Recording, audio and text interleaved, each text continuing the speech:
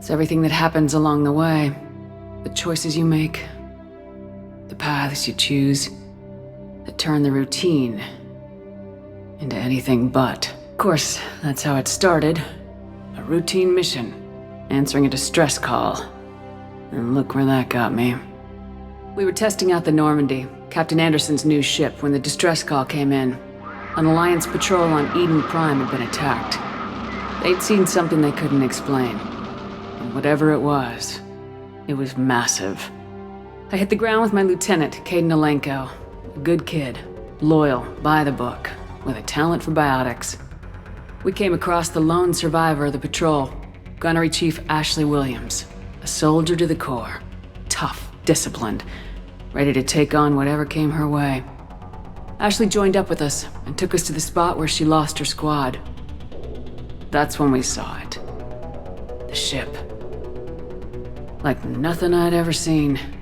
It was massive, scorching the colony and everything around it as it blasted away. We followed the path of destruction to an artifact, a beacon left by a long-dead race called the Protheans. The colony had dug it up, and whoever attacked them had tried to take it. Lieutenant Alenko made the mistake of getting too close. It hit him with some type of energy. I grabbed him and threw him out of the way. That's when it hit me. Hard. Every muscle in my body went rigid. I couldn't move, could barely breathe. Everything went black. And then I saw something. A vision. Dream. A nightmare. By the time I woke up, we were halfway to the Citadel on our way to meet the Council. I was expected to explain what I'd seen. Anderson came along. So did Udina, our political representative on the Citadel. With those two heavyweights, it seemed reasonable we could persuade the Council that the ship we'd seen was a potential threat. As was the individual behind the attacks. The main suspect for the Eden Prime massacre was a Turian Spectre named Saren. He'd been seen by one of the survivors from the colony at Eden Prime, and there was some evidence to suggest that the ship was connected to Saren. But even Udina's pointed accusations weren't enough to convince the Council. They just couldn't believe one of their chosen elite Spectres could be guilty of something like that. They needed proof, which meant I needed proof. Fortunately, I wasn't alone in my search. Garrus, another Turian, wanted to help. A top agent for Citadel security. Despite orders from his superiors that he shouldn't get involved, he told me he was suspicious of Saren and he had some useful leads. More importantly, he was willing to share them. That led me to Rex, the biggest, nastiest looking Krogan bounty hunter I'd ever seen. He turned out to be more than just a brute. It was his intel that led us to a fugitive with incriminating evidence on Saren. The fugitive turned out to be an energetic little Quarian named Tally. A tech expert with a knack for hacking, she'd procured some information on Saren. Evidence that proved Saren was dirty. Tally's evidence proved that Saren was responsible for the massacre on Eden Prime, and the immense warship we'd spotted was in fact Saren's flagship. But it went much further. Saren was trying to find a way to bring back a race of sentient machines from dark space. Machines allegedly responsible for cleansing the galaxy of all organic life. These Reapers were blamed for wiping out all life 50,000 years ago, including the Protheans, then disappearing back through the mass relays to dark space, leaving no trace that they'd ever been.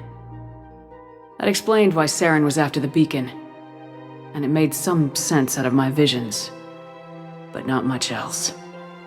We couldn't convince the Council that the Reapers were a threat, but they agreed Saren had to be stopped. They stripped him of his Spectre status and gave me the honor of becoming the first human Spectre. My first task?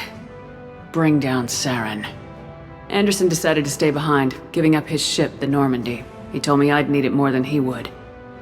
He also pointed me in a direction. Liara, a Prothean expert, adept in biotics, and maybe most importantly, daughter of Benezia, Saren's top lieutenant. And like most Asari, as beautiful as she is intelligent, and born with a unique ability to meld with other species, Liara was able to help me decipher some of the vision the beacon had given me. Nothing concrete, but it gave me some clues. And a new appreciation for the Asari.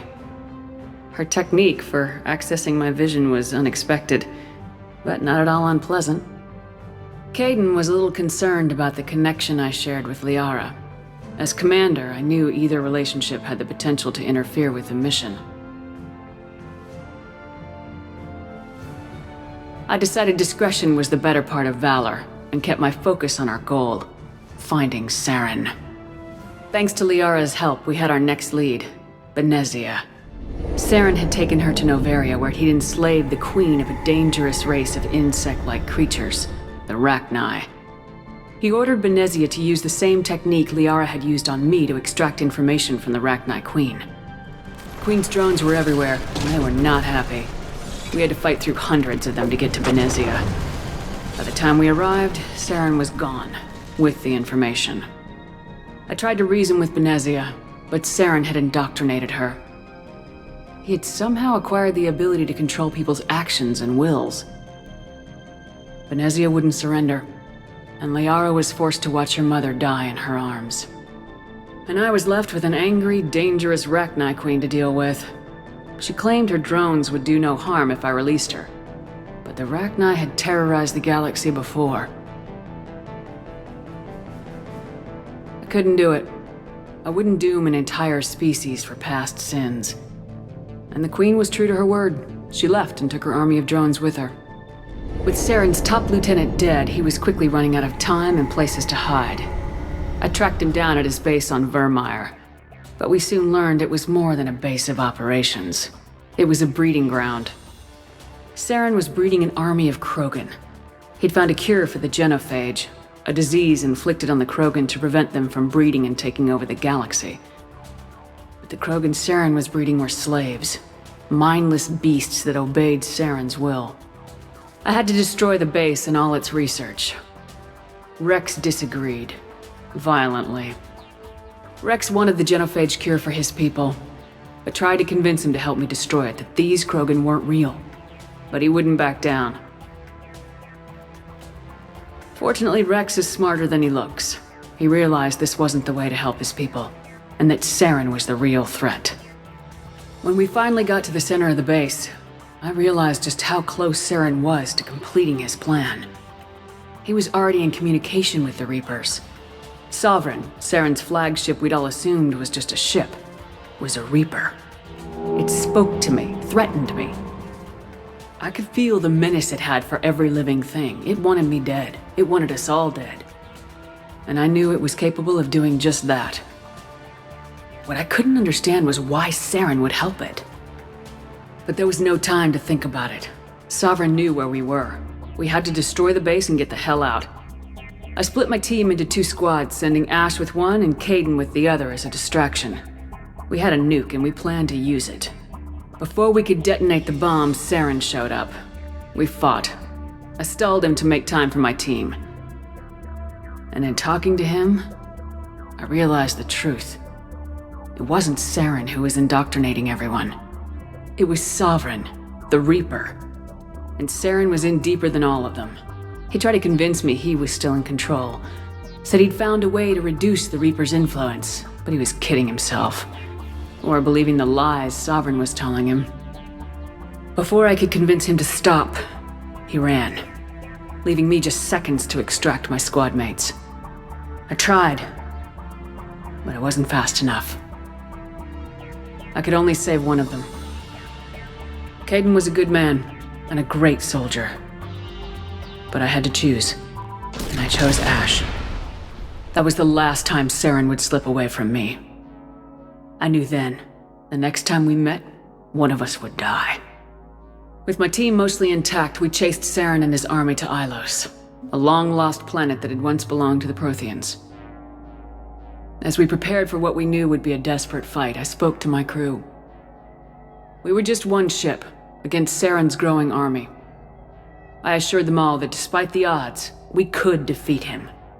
I'd never tell anyone, but I had my doubts. Leaving Kaidan behind had hardened my resolve, but revealed a weakness in my defenses. How many more friends and allies would I be willing to sacrifice in order to stop Saren? We arrived on Ilos close behind Saren. Once on the planet, we discovered a Prothean databank that helped me put the final pieces of my vision together. The Reapers had come 50,000 years ago, and every 50,000 years before that, each time purging the galaxy of life. The Protheans had fought and died like every species before them, but a few survived long enough to leave a parting gift. The Protheans had discovered that the Citadel was the key to controlling the mass relays. By sabotaging the Citadel, they found a way to close the relays to dark space, slowing the Reapers' return, giving us the time we needed to find a solution to stop the Reapers once and for all. Saren knew this. He was leading his army to take control of the Citadel and re-establish the relays to dark space, bringing the waiting Reapers here to destroy us all. We followed him to the Citadel. It was intact, but heavily damaged. He'd caught the Council fleets by surprise, and they were only now regrouping. And with Sovereign as his flagship, there was little hope that the fleets could counterattack with enough strength to take back the Citadel. But Saren was done running, and I was done chasing him. As the Alliance and Council fleets battled Saren's army outside the Citadel, I cornered the Turian bastard in the Citadel tower and confronted him. He died believing that the Reapers would save him. As I fought to regain control of the Citadel, the Council's flagship, the Destiny Ascension, fell under attack. Despite Saren's death, Sovereign and Saren's army continued to fight. The Council was aboard the Destiny Ascension and they were requesting assistance. But I knew in order to help them, I would have to put our human Alliance fleet in jeopardy.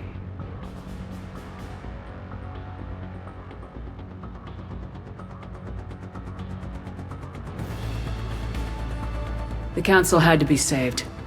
They represented the hearts and minds of the galactic community. Without them, the fleets would be in disarray. Even with the Citadel back in my control, Saren defeated and the Normandy leading the combined galactic fleet, the battle against Sovereign, a single Reaper, was relentless. It took the combined fleets of humanity and the other races, but in the end, Sovereign fell. But the costs were immense.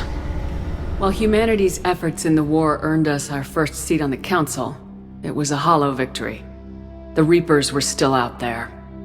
I knew the fight was far from over, but as the one who'd led the fight against Saren, I was given new responsibilities. The choice of humanity's first counselor was left to me to decide. On the one hand, Udina, the lifetime politician, ruthless and ambitious, he would easily navigate the political landmines that would soon be placed before him. The other choice, Captain Anderson, the career soldier, tough but fair, but a friend, and someone I could trust. Both great leaders in their own right. Anderson didn't want the job, which was a sure sign he'd be perfect for it. No ambition to get in the way. The war was over. The threat had passed. In time, the Council would rebuild itself. The Citadel could be repaired. Even the pain of lost friends would fade. But none of that mattered if the Reapers were still out there. And if they were all as powerful as Sovereign, we had to find a way to stop them. I had to find a way. I gathered my crew, took my ship, and went in search of answers. Officially, the Council would only say I was assigned cleanup duty, routing out any remnants of Saren's army. Just another routine mission.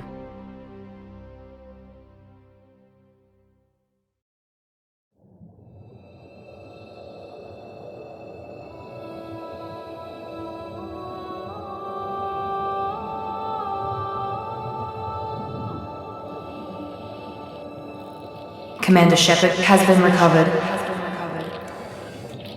The Lazarus Project will proceed as planned.